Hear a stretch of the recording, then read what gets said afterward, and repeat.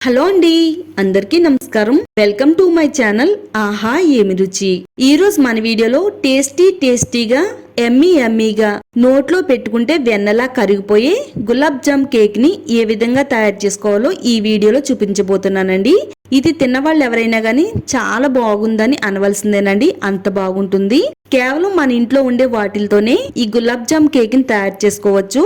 ఇందులో మనం ఎగ్ వాడవలసిన అవసరం లేదండి. చాలా సింపుల్ గా టేస్టీగా ఏ విధంగా తయారు చేసుకోవాలో ఈ వీడియోలో చూపిస్తానండి.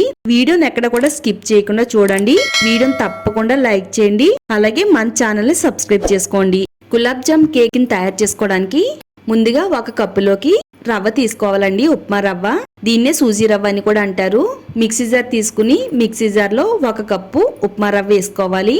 అదే కప్పుతో ఒక అరకప్పు వరకు పంచదార, ఒక 4-5 యాలకుల్ని వేసుకుని వీలైనంత మెత్తని పౌడర్ కింద గ్రైండ్ చేసి పెట్టుకోవాలండి. నేను ఇక్కడ వీడియోలో చూపించిన విధంగా ఇలా మెత్తని పౌడర్ కింద గ్రైండ్ చేసి పెట్టుకోండి. వెడల్పుగా ఉండే ఒక గిన్నె తీసుకుని అందులో ఒక అరకప్పు వరకు ఫ్రెష్ గా ఉండి పెరుగు వేసుకోవాలి. పెరుగు వేసిన తర్వాత అదే కప్పులో ఒక పావు కప్పు వరకు ఆయిల్ వేసుకోవాలండి. ఫ్లేవర్లెస్ ఆయిల్ వేసుకోవాలి. నేను ఇక్కడ ఫ్రీడమ్ ఆయిల్ వాడుతున్నాను. మీరు ఏ బ్రాండ్ ఆయిల్ అయినా వాడుకోవచ్చు.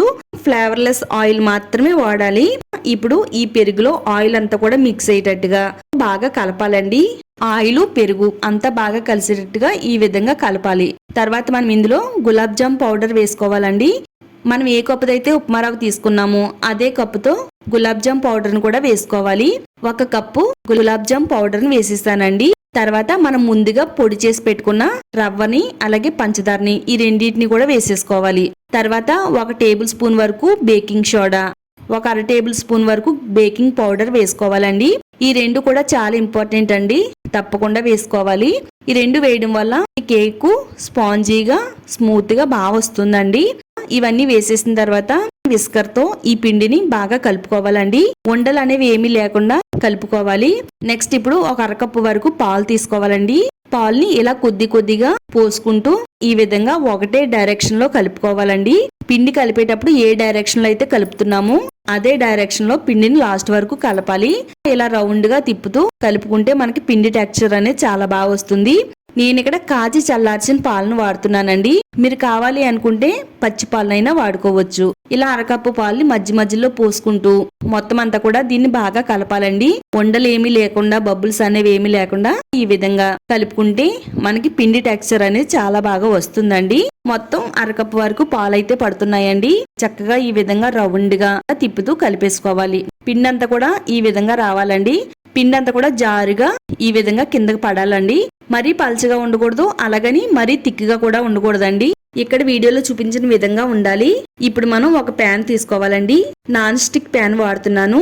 ఇప్పుడు ప్యాన్ పైన కొద్దిగా ఆయిల్ వేసుకుని ఆయిల్ అంతా కూడా ప్యాన్ కి అంటేటట్టుగా అప్లై చేసేసుకోవాలి. నాన్ స్టిక్ ప్యాన్ కాకుండా అల్యూమినియం పాత్ర గాని లేదా స్టీల్ పాత్ర గాని వాడుతున్నట్టయితే దాని కింద మీరు బటర్ పేపర్ వేసుకోవాలండి. ముందుగా రెడీ చేసి పెట్టుకున్న ఈ పిండిని ఈ ప్యాన్ లో ఈ విధంగా వేసేసుకోవాలి. చూడండి, పిండి వేస్తున్నప్పుడు చక్కగా మనకి స్టెప్ బై స్టెప్ గా ఎలా పడుతుందో ఇలా స్టెప్స్ లా వచ్చినట్టయితే పిండి అనేది మనకి చక్కగా కలిసినట్టు అని అర్థం అండి. ఇలా పిండి మొత్తం వేసేసిన తర్వాత ఇప్పుడు ప్యాన్ మనం 1-2 సార్లు ఈ విధంగా ట్యాప్ చేస్తే పిండి అంతా కూడా చక్కగా సర్దుకుంటుందండి. బబుల్స్ అనేవి లేకుండా ఖాళీ ఏమి లేకుండా చక్కగా అంతా కూడా పిండి సర్దుకుంటుంది. స్టవ్ ఆన్ చేసుకుని స్టవ్ పైన ఒక ప్యాన్ పెట్టుకోవాలండి. దానిపైన ఇప్పుడు మనం రెడీ చేసి పెట్టుకున్న ఈ ప్యాన్ పెట్టుకుని స్టవ్ ని మీడియం టు లో ఫ్లేమ్ లో పెట్టుకుంటూ ఒక 20 మినిట్స్ నుంచి 30 మినిట్స్ వరకు కుక్ చేసుకోవాలి. ఇలా ఆవిరి అనేది బయటికి రాకుండా మూతను కవర్ చేసి పెట్టుకోవాలండి.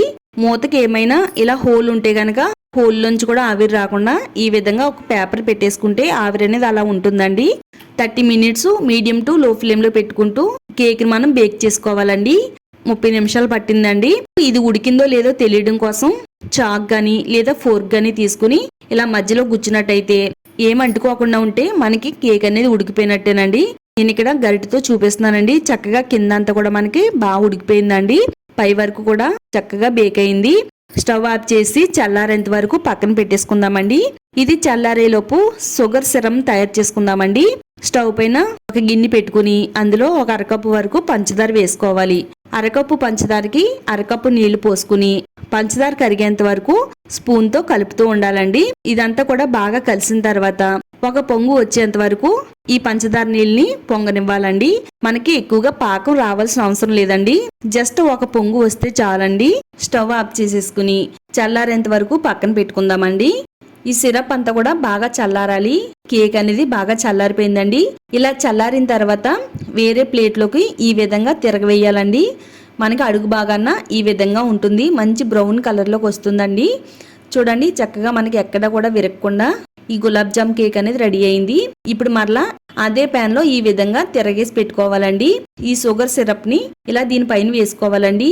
మరీ ఎక్కువ వేసుకోవాల్సిన అవసరం లేదండి. కొద్దిగా వేసుకుంటే సరిపోతుంది. మనం మరీ ఎక్కువ వేసినట్టయితే ఇది జ్యూసీగా మెత్తగా అయిపోతుంది అనమాట.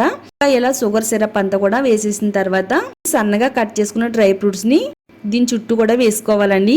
మీకు నచ్చితే వేసుకోండి, నచ్చకపోతే స్కిప్ చేసేయండి. ఒక 10 నిమిషాలు పక్కన పెట్టాలండి. ఇది వేసిన వెంటనే కట్ చేయకూడదు. ఈ గులాబ్ జామ్ కేక్ ఏ విధంగా వచ్చిందో కట్ చేసి చూపిస్తున్నానండి. చూడండి ఎంత కరెక్ట్ గా వచ్చిందో. నేను చెప్పిన కొలతలతో మీరు కూడా ట్రై చేస్తే మీరు ఫస్ట్ టైం చేసినా గానీ చాలా బాగా వస్తుందండి. చక్కగా నేను ఒక ప్లేట్ లోకి గులాబ్ జామ్ కేక్ ని పెట్టి కట్ చేస్తున్నానండి. చూడండి, స్పూన్ తో తీస్తుంటే ఎంత స్మూత్ గా జ్యూసీగా స్పాంజీగా వచ్చేస్తుందో కదండి. నోట్లో పెట్టుకుంటే వెన్నలా కరిగిపోతుందండి.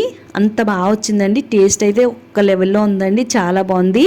పిల్లలు ఎప్పుడైనా కేక్ కావాలి అని అడుగుతున్నప్పుడు ఇలా మీరు గులాబ్ జామ్ కేక్ ని తయారు చేసి పిల్లలు పెడితే చాలా అంటే చాలా ఇష్టంగా తింటారండి. చాలా సింపుల్ ప్రాసెస్ అండి. మనం ఓవెన్ వాడవలసిన అవసరం లేదండి. జస్ట్ మనం ప్యాన్ లో వేసుకుని ఈ విధంగా తయారు చేసుకుంటే 30 మినిట్స్ లోనే కేక్ అనేది రెడీ అయిపోతుంది. తప్పకుండా ట్రై చేయండి. టేస్ట్ ఎలా వచ్చిందో ఈ వీడియో కామెంట్స్ బాక్స్ లో షేర్ చేయడం మాత్రం అస్సలు మర్చిపోవద్దు. ఛానల్ ని సబ్స్క్రైబ్ చేసుకోండి. మన వీడియోని లైక్ చేయడం మాత్రం మర్చిపోవద్దండి. తప్పకుండా లైక్ చేయండి.